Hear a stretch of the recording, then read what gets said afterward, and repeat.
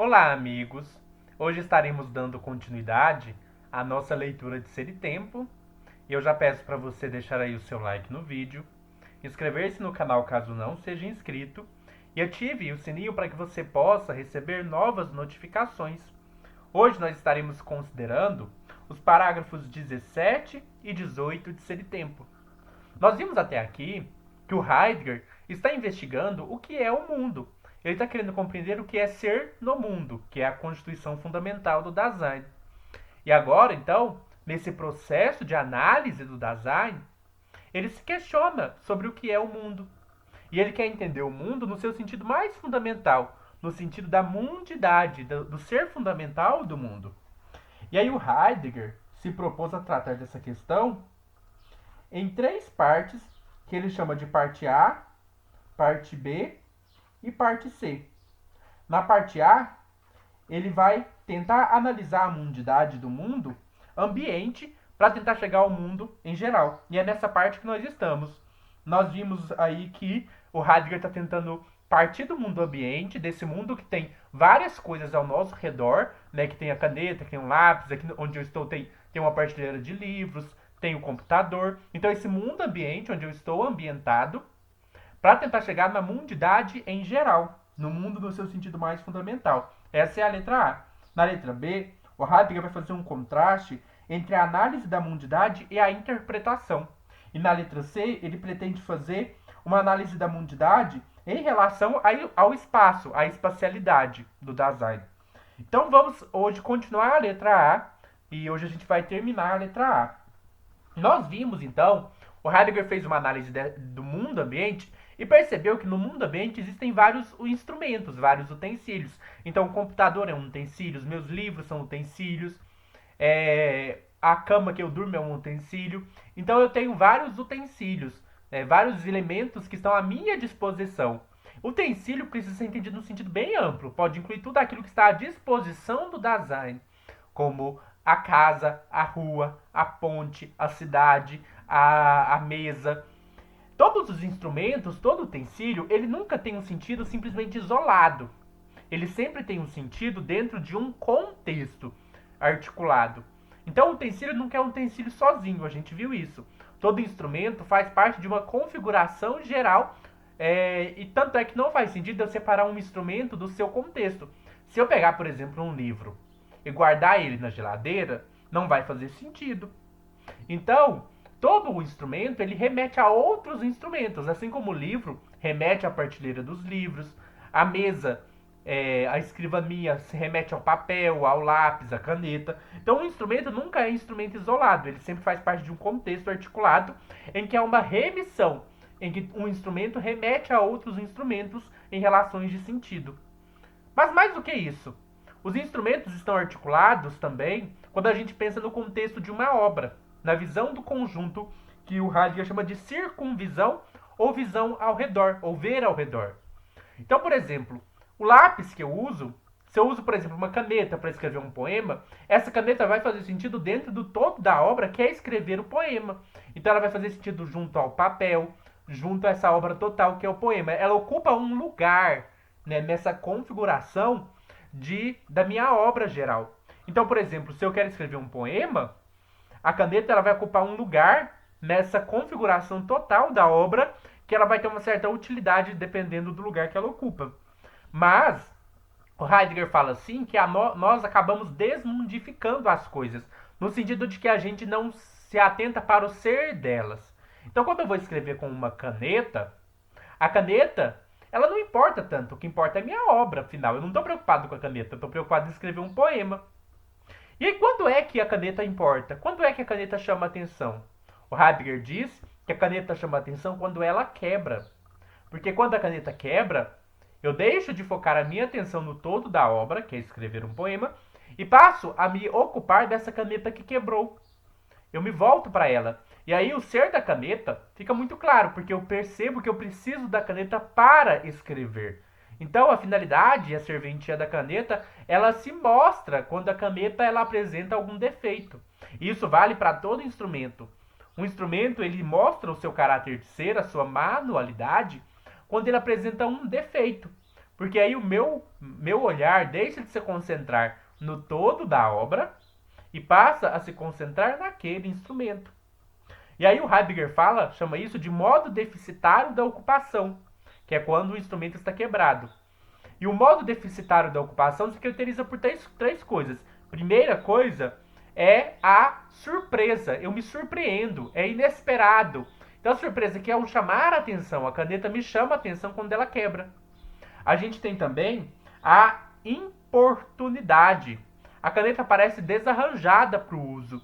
Eu não sei o que fazer com ela. E o terceiro é a impertinência. A caneta, quando ela quebra, ela deixa de ser pertinente para a escrita. Ela não serve mais para escrever. Isso foi o que o Heidegger tratou até aqui. Vamos dar continuidade. No parágrafo 17, ele vai falar de remissão e sinal. Já vimos o que é remissão. Remissão significa que todo instrumento nunca é um instrumento isolado. Todo instrumento faz parte do todo de uma obra. Então a caneta, ela é um instrumento que remete ao papel, à escrivaninha. Então todo instrumento está numa cadeia remissiva, numa trama remissiva. Não é um instrumento, né, tipo assim, eu juntei um monte de instrumento no lugar aleatoriamente. Não! Os instrumentos, eles ocupam espaços próprios que fazem sentido dentro de uma rede articulada de sentido. Então é o exemplo que eu dei. Não adianta eu querer pegar o livro e colocar na geladeira. O livro não remete à geladeira. Então, os instrumentos, eles não são simplesmente somados. Eles são articulados. Não adianta eu somar os instrumentos, que eu não vou ter a totalidade. Para eu ter a totalidade, as coisas precisam estar arranjadas em relações de sentido. Precisam estar remetidas a uma à outra. O meu livro precisa estar remetido à minha prateleira de livros. Minha prateleira de livros pode estar remetida ao meu escritório. No meu escritório, a mesa está remetida à minha cadeira, a escrivaninha está remetida à minha cadeira. A escrivaninha, por sua vez, está remetida ao caderno. O caderno está remetido aos lápis e canetas. Então, tudo ali está configurado em relações de sentido em que o instrumento remete a outro instrumento. Por isso que a totalidade dos instrumentos não é uma mera soma dos instrumentos. O todo é maior do que a soma das partes, porque além das partes, o todo inclui relações articuladas de remissão e sentido. Então, o Heidegger chama de remissão essa articulação dos instrumentos. E aí, ele diz, a remissão e a totalidade da remissão, em algum sentido, se tornam constitutivas da mundidade ela mesma. Então, o mundo é constituído por entes, por instrumentos, em relações remissivas de sentido. O mundo é uma trama articulada, onde um instrumento remete a outro instrumento em relações de sentido. Mas existe um instrumento que tem um caráter especial, que tem uma certa precedência, que tem um caráter diferente, que o torna proeminente. Esse instrumento é o que o Heidegger chama aqui de sinal. O que é um sinal? Um sinal, ele remete a algum significado. E ele remete ao modo como eu vou fazer uso de determinado instrumento. Então, eu tenho, por exemplo, vamos pensar aqui, uma placa de trânsito. E aí a placa de trânsito, ela me mostra assim, vire à direita. Esse sinal, ele me chama a atenção, e aí a gente já percebe uma coisa diferente dos outros instrumentos, né? Os outros instrumentos só me chamam a atenção quando eles quebram. A placa não, a placa ali de trânsito, ela me chama a atenção, eu preciso voltar meu olhar para ela. E ela pode estar escrito, por exemplo, proibido virar à direita. E aí eu vou captar, olha, está escrito proibido virar à direita. Isso remete ao fato, então, de que eu não posso dirigir e virar para a direita. Eu preciso pegar meu carro, por exemplo, e virar à esquerda ou continuar reto. Então, o instrumento do sinal, ele é diferente. Porque, primeiro, como a gente viu, ele chama a atenção, ele não precisa quebrar para chamar a atenção. E segundo, ele remete a uma coisa de maneira muito clara. Ele pode me instruir como eu devo usar um outro instrumento. Ele me instrui como eu devo fazer uso do meu carro. Então, assim, essa remissão do sinal a gente chama de mostração. Por quê?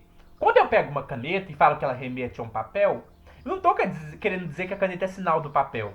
Eu não olho para a caneta e falo assim, olha, essa caneta simboliza, é um sinal do papel. Não, eu não falo isso. É um signo do papel. Não é. Mesmo a caneta remetendo ao papel, ela não é um sinal do papel. Agora a placa de trânsito não. A placa de trânsito dizendo para eu não virar à direita é um sinal que remete muito claramente ao fato de como eu devo dirigir, como eu devo usar meu carro. Então, existe uma remissão na placa de trânsito, mas uma remissão que vai além daquela remissão normal, ou comum, melhor dizendo, da caneta, por exemplo. Porque essa remissão, ela mostra algo. Ela tem um caráter de mostração. Ela não se limita a remeter a uma outra coisa simplesmente porque está configurado em relações de sentido, como a caneta remete ao papel. Ela, além de remeter ao meu carro, por exemplo, ela faz uma remissão muito clara. Ela serve de signo, né, para mostrar como eu devo dirigir. Então, o sinal ele tem uma certa precedência, porque além da remissão comum a todo instrumento, ele tem uma remissão especial, que é a remissão de mostração. Então, a gente pode definir sinal como um instrumento, porque o sinal é um instrumento no qual se podem encontrar remissões numa multiplicidade de sentidos e que tem como caráter de instrumento o mostrar. Então, aquilo que caracteriza o instrumento é a sua mostração. E aí o Heidegger fala assim, sinais são de imediato eles mesmos instrumentos, cujo específico caráter de instrumento consiste em mostrar. O mostrar pode ser determinado como uma espécie de remeter. O remeter, tomado numa acepção extremamente formal, é um relacionar. A relação é uma determinação formal que, pela via da formalização, é diretamente apreendida toda espécie de conexões, qualquer que seja seu conteúdo de coisa e modo de ser. Então, assim, vamos lá. O Heidegger chama de relação qualquer tipo de conexão. Então, a relação é um termo muito amplo, significa qualquer tipo de conexão. Por exemplo, a minha relação com outro ser humano é um tipo de conexão, mas não é uma conexão instrumental, porque o outro ser humano não é um instrumento, é uma pessoa, é um outro Dasein. Agora, dentro das relações, existe um tipo de relação específica que é essa da remissão instrumental, que o instrumento remete a outro instrumento, igual a minha caneta remete ao papel. Mas existe um tipo de remissão ainda mais específico, que é a remissão do sinal, que é essa da mostração. Um sinal ele serve de signo para mostrar alguma coisa. Então a gente vai fazendo assim, vai do maior para o menor, né? O termo mais amplo é relação. Relação, qualquer tipo de conexão, é uma relação. Independente se é uma relação entre instrumentos ou se é uma relação entre dois Daseins. Mas existe um tipo mais específico, que é a remissão. A remissão significa que um instrumento remete a outro instrumento. É remissão. Todo instrumento tem remissão. Agora existe um tipo de remissão mais específica ainda, que é a remissão da mostração, que é específica do sinal. Porque o sinal, ele remete mostrando. Ele serve como signo. Então fique muito claro isso. Por isso que o Heidegger vem e fala assim, toda remissão é uma relação. Porque relação é qualquer tipo de conexão. Mas nem toda relação é uma remissão. Por exemplo, uma relação entre dois Daseins não é uma remissão, porque eles não são instrumentos. Aí ele continua, toda mostração é uma remissão. Então, toda mostração, esse caráter do sinal, é um tipo de remissão, porque o sinal está remetendo àquilo que ele mostra. Mas nem todo remeter é um mostrar, porque existem remissões que não têm esse caráter do sinal, como a remissão da caneta em relação ao papel.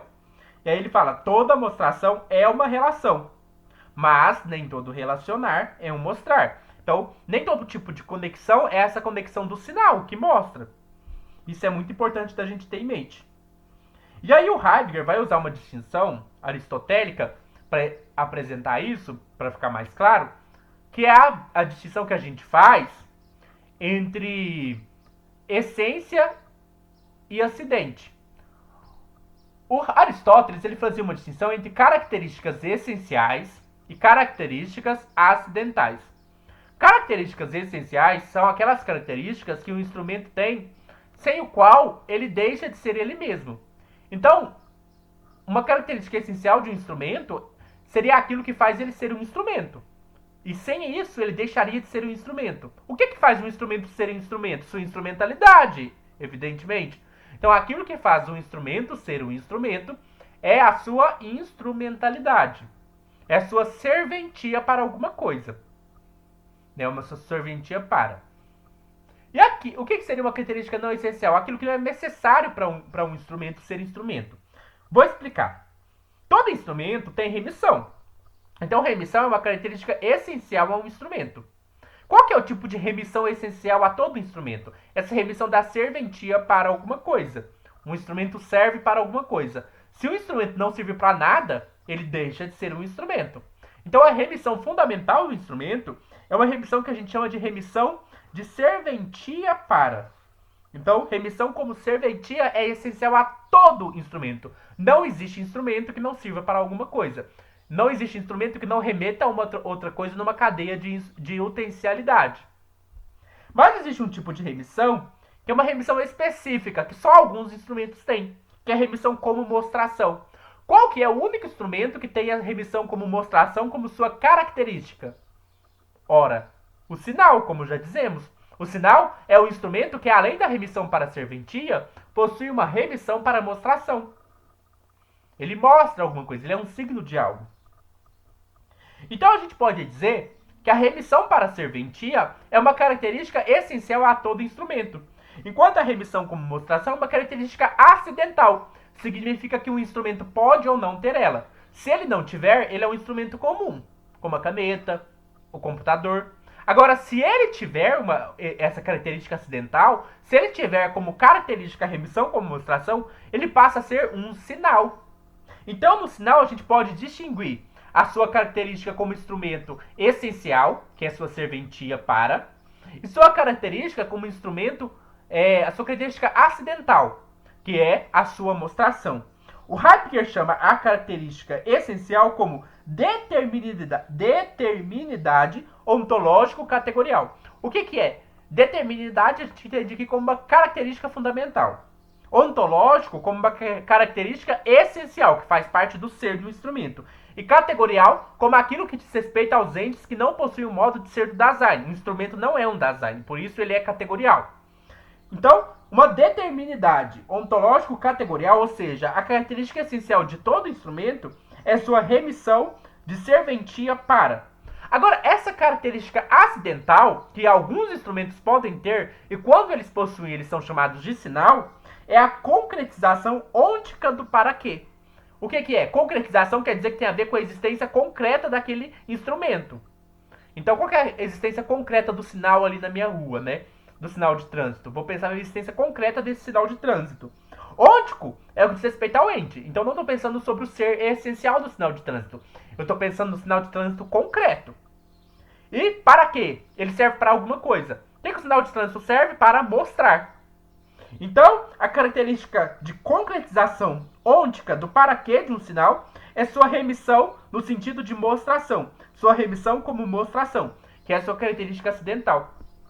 Então, resumindo, a gente pode distinguir no sinal a sua concretização ôntica do para quê, que diz respeito à sua remissão mostrar, e a determinidade ontológico-categorial, que diz respeito à sua remissão no sentido de serventia para. Muito importante a gente ter essa distinção em mente. Então, o que institui um sinal? O que faz um instrumento ser um sinal? O Heidegger questiona isso. Ele se pergunta o que institui o sinal. Ele fala assim, o peculiar caráter de instrumento do sinal se torna ainda mais particularmente claro na instituição do sinal. O que o Heidegger está chamando de instituição do sinal? É aquilo que faz o instrumento passar a ser um sinal. Por exemplo, a minha caneta, por si só, não é um sinal. Ela não é um sinal. Agora, uma placa de trânsito, ela é um sinal. Além de instrumento, ela é um sinal. O que diferencia da caneta para a placa de trânsito? Qual que é isso que faz a caneta não ser um sinal e a placa de trânsito ser um sinal? O Heidegger fala que são duas coisas. A primeira coisa, ele fala assim: daí que o trato que vê ao redor no mundo ambiente necessite de um instrumento utilizável que, em seu caráter de instrumento, assuma a obra de tornar o utilizável surpreendente. Por isso, a produção de tal instrumento, os sinais, deve ser considerada em relação à sua aptidão para surpreender. Olha que interessante. A gente viu que uma caneta ela só surpreende quando ela quebra. Ela só voltamos o nosso olhar para a caneta quando ela quebra. Agora, um instrumento, como sinal, não. Eu preciso estar atento a ele. Ele chama a atenção. Enquanto eu estou dirigindo, eu não posso ficar, vou me concentrar aqui na direção, vou esquecer tudo. Não, eu preciso prestar, eu tenho que dirigir prestando atenção às placas de trânsito, porque elas chamam a atenção. Se uma placa de trânsito aparece no meio do nada na rodovia, ela vai mudar tudo. Né? Se eu estou dirigindo e de repente aparece uma placa de trânsito escrito 60 quilômetros por hora e eu estou 80, a hora que eu ver a placa de trânsito, eu preciso mudar tudo, eu preciso prestar atenção e dirigir a 60 por hora. Então uma caneta ela não tem esse poder todo de chamar essa atenção, a não ser quando ela quebra. Agora um sinal não. Um sinal ele tem um caráter de chamar a atenção mais evidente. Né? Ele surpreende, ele chama a atenção. Então a primeira característica que faz instituir o sinal é que o sinal ele é um instrumento que surpreende por si mesmo. Ele possui por si mesmo a capacidade de surpreender. Ele não precisa quebrar para que ele surpreenda. Tanto é que o Heidegger vai citar como exemplo alguns sinais usados pelo design primitivo, que é aquele animismo, né? Em que, por exemplo, uma árvore ela podia ser sinal de uma divindade. E ela me chamava a atenção, tanto é que ela era adorada, né? Dependendo. Então, cultuada, então a atenção se volta para ela. Então a gente tem um exemplo no design primitivo. A gente não usa mais a expressão primitiva, é uma expressão ruim, né? Mas de culturas mais primordiais, nas quais o sinal tinha esse caráter de encantamento, de feitiço.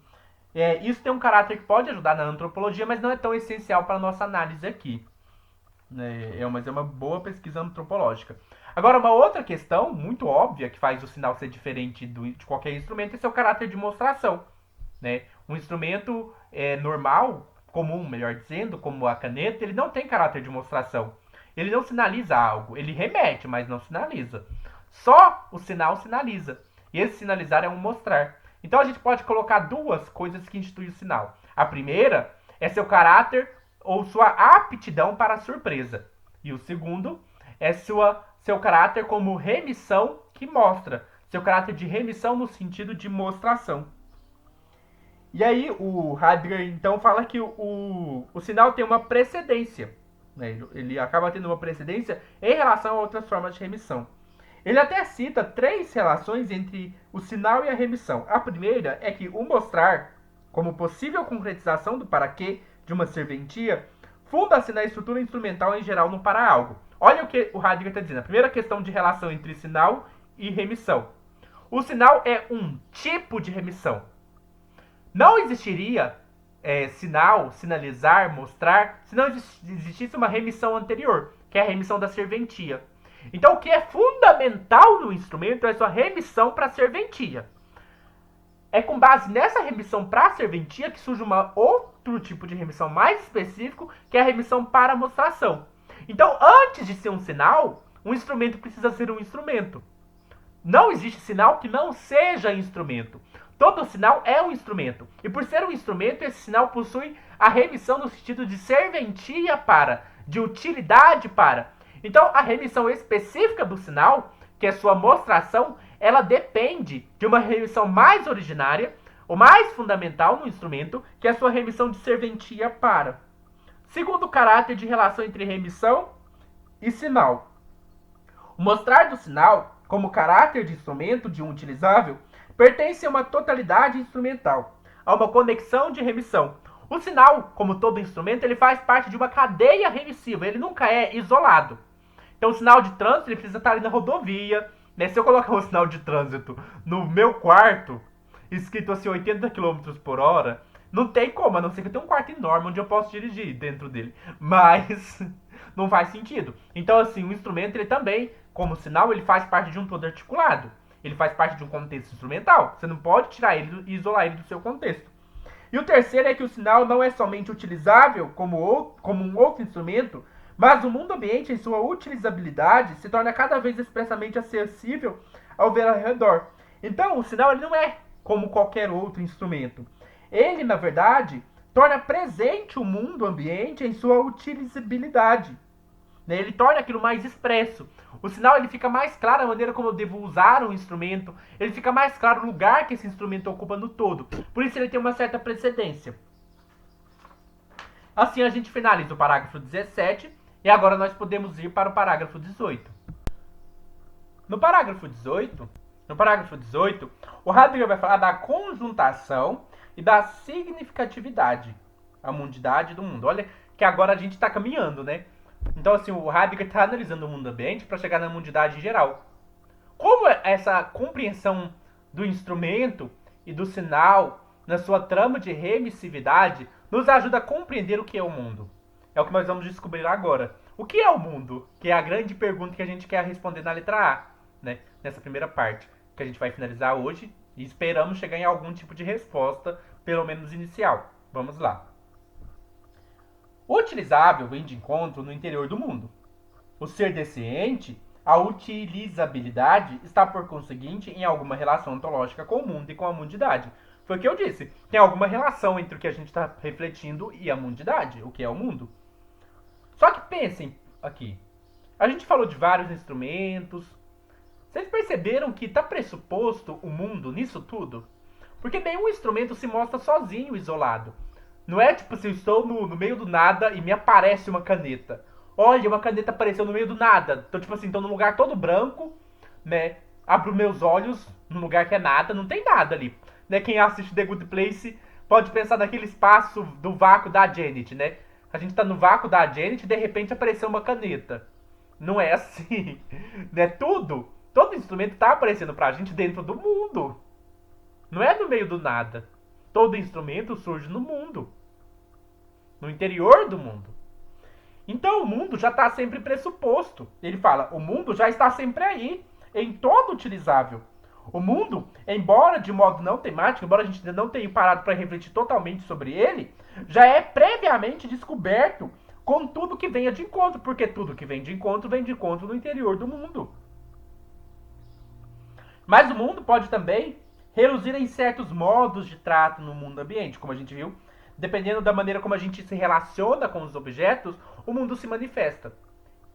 Ora, pois, o que o Heidegger quer dizer com isso? Quer dizer que sempre que a gente se ocupa com um instrumento, o ser daquele instrumento vai se mostrando. A gente viu que um dos sentidos de mundo é o mundo no sentido do ser dos entes ou do ser dos instrumentos. Quando eu me ocupo com um instrumento, eu estou deixando aquele instrumento ser o que ele é. Vamos dar um exemplo. Eu pego um martelo. Quando eu martelo o martelo, eu estou martelando o martelo, eu estou deixando o martelo ser martelo. Porque o ser do martelo é martelar. O ser de todo instrumento é sua serventia. Mas olha que curioso isso, olha que interessante. De um lado, a gente tem que o ser de um instrumento, ele depende do design. Porque eu pego o martelo, ele só vai ser martelo se eu martelar. A gente tem um exemplo, acho que no vídeo passado, sobre o celular Nokia. Se o celular Nokia for usado para fazer ligações, eu estou deixando ele ser um celular. Agora, se esse celular viaja no tempo, vai lá para a Idade Média, e o pessoal não usa ele para ligar, nem para mandar mensagem, nem para ligar, nem para... O Nokia não serve para muita coisa, né? Deixa eu pensar no Nokia mais antigo. Mas, vamos supor que... Ou jogar jogo da cobrinha, né? Vamos supor que o celular vai parar lá no século X, sei lá, na Idade Média, e alguém pega ele e fala, olha, isso aqui dá um bom martelo, porque é duro, não quebra, vou montar um martelo aqui. E ele passa a usar como martelo. Aquele instrumento passa a ser o quê? Um martelo. Ele deixa de ser um celular para se tornar um martelo.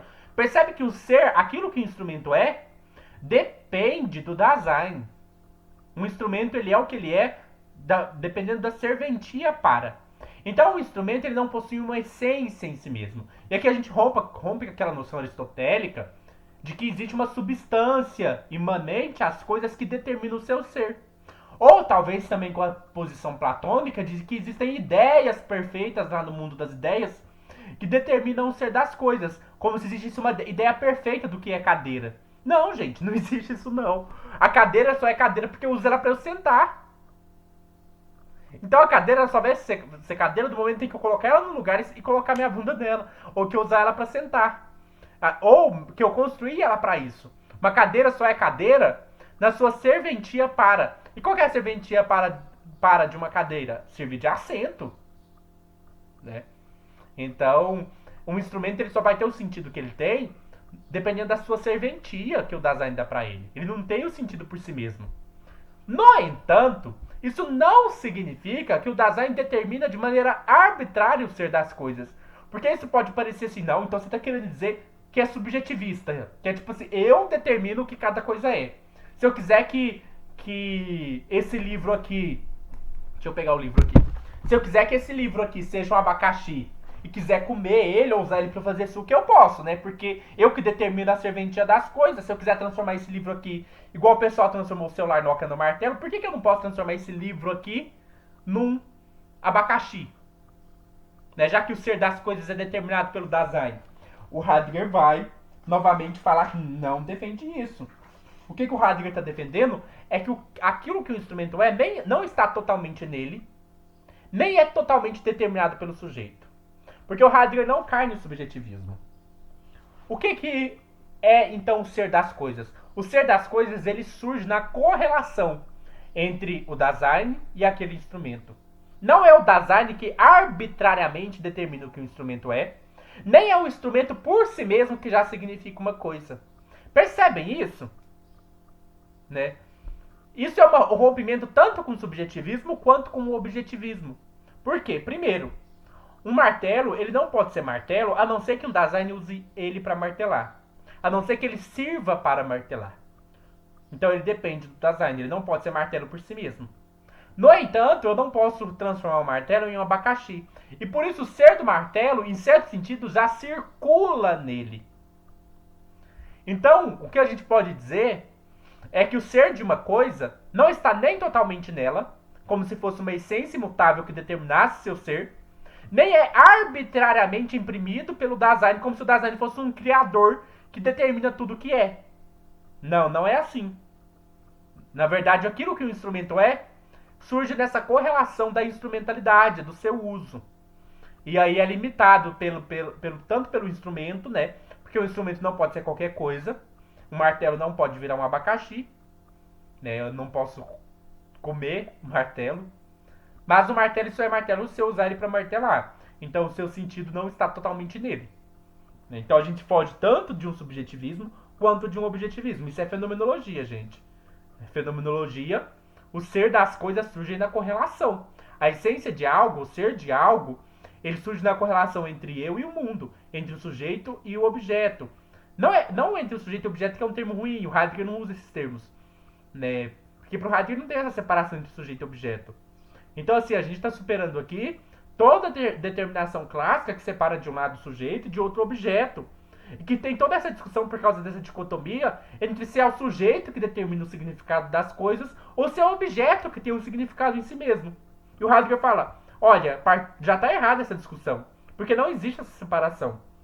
Né? O ser do instrumento, ele é determinado em certo sentido pelo Dasein, porque ele vai ser determinado pela sua serventia para, de acordo com o uso que o Dasein faz dele, mas também não é determinado pelo Dasein de maneira arbitrária, porque um instrumento não pode ser qualquer coisa, né? Não é relativismo.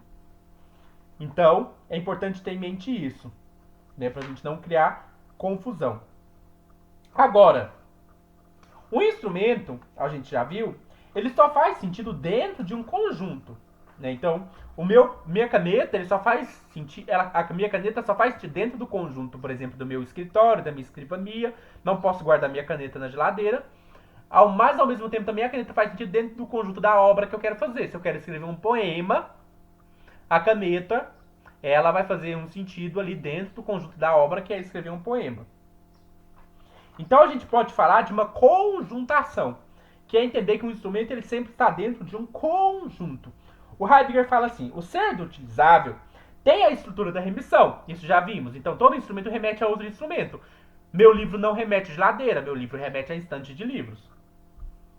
E aí ele fala, isso significa que ele tem em si mesmo o caráter de ser remetido a. O ente é descoberto em relação ao fato de que ele, como esse ente que ele é, remete a algo. Ele tem consigo conjuntar-se a algo. Então ele faz parte de um conjunto. O caráter do ser utilizável é a conjuntação. Na conjuntação, deixa-se que algo fique voltado para junto de algo. a relação do conjunto deve ser indicada pelo termo remissão.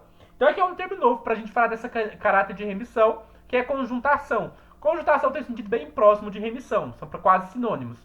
Então a remissão significa que o ente remete a outro ente, e conjuntação significa que o instrumento sempre faz sentido dentro de um conjunto.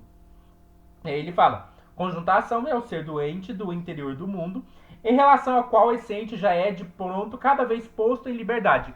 O que o Heidegger está chamando de posto em liberdade? Pôr em liberdade é deixar que algo seja o que ele é. Então a gente viu que quando eu uso o martelo, eu deixo que ele seja um martelo, porque eu estou usando ele para martelar. Então, eu ponho em liberdade o ser do martelo.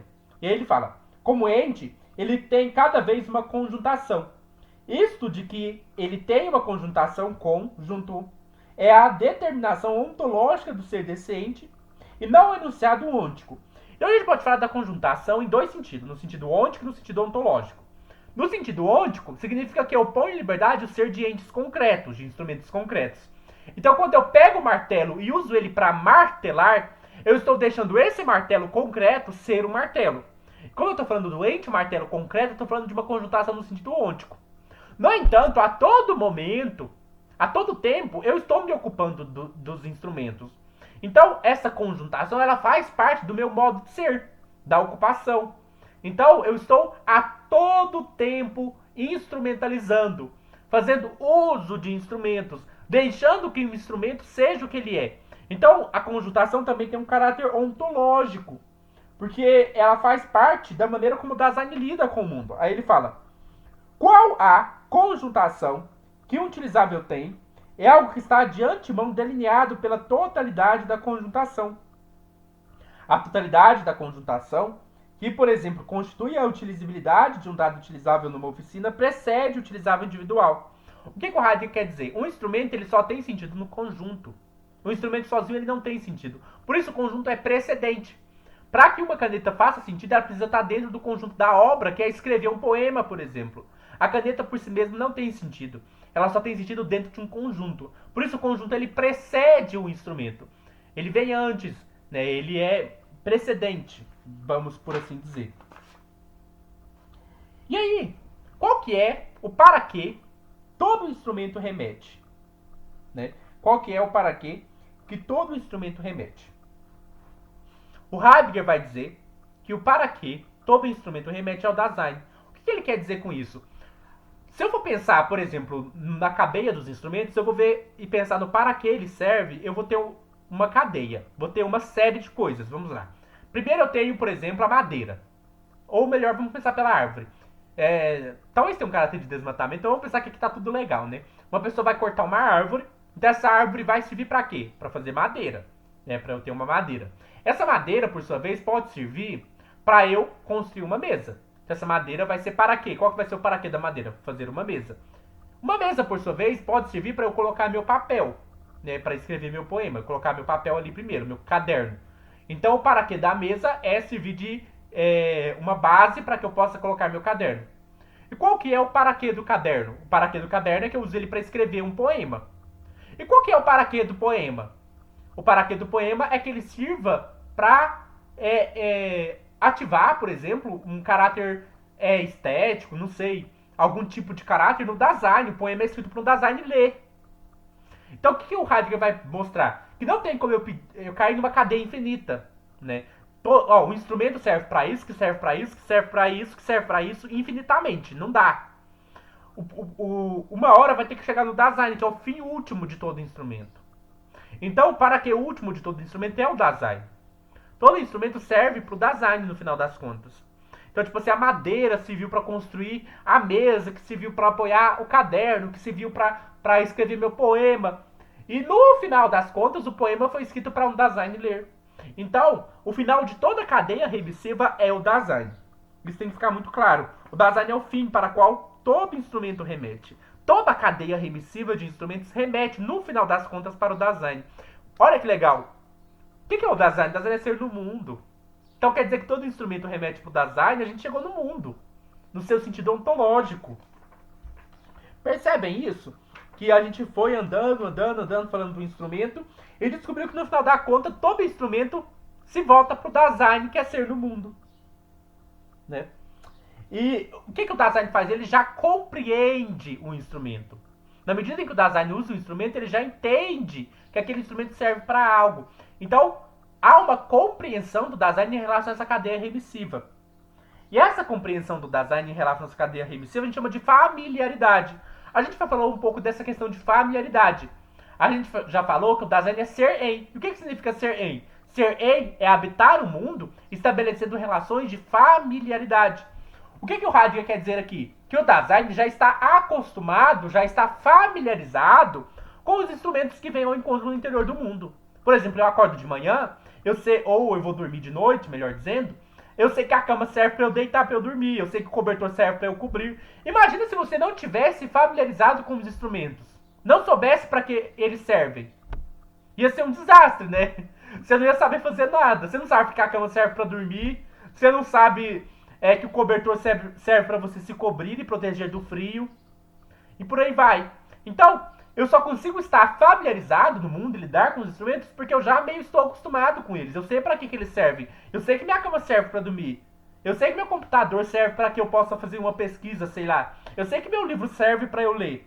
Então o Dasein já tem uma certa familiaridade com o mundo. E ele já está até acostumado com o lugar que os instrumentos ocupam. Eu sei que meu livro está na minha estante de livros. Eu não vou procurar meu livro na geladeira. E eu sei que a geladeira serve para outra coisa, serve para eu resfriar minha comida, por exemplo. Então o Dasein já está familiarizado com o mundo. E o que a gente pode entender essa familiaridade? Né? Significa primeiro que o Dasein já compreende o mundo e ele mantém um caráter relacional de relações que a gente pode chamar de significar. Então, a gente pode entender esse caráter todo remissivo no sentido de significatividade, no sentido de significados. É aquilo que significa o instrumento.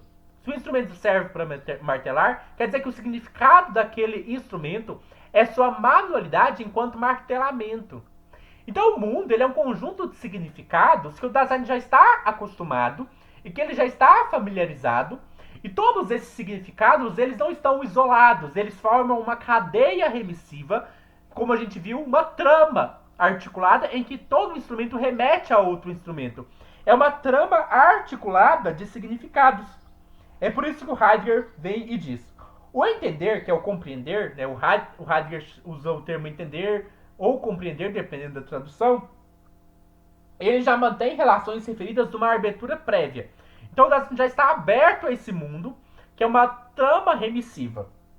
Ao se manter na familiaridade, com a abertura das relações, o entender ou compreender põe diante de si como aquilo que seu remeter se move. Então a gente viu que todo remeter se move ou se dirige ao Dasein no final das contas.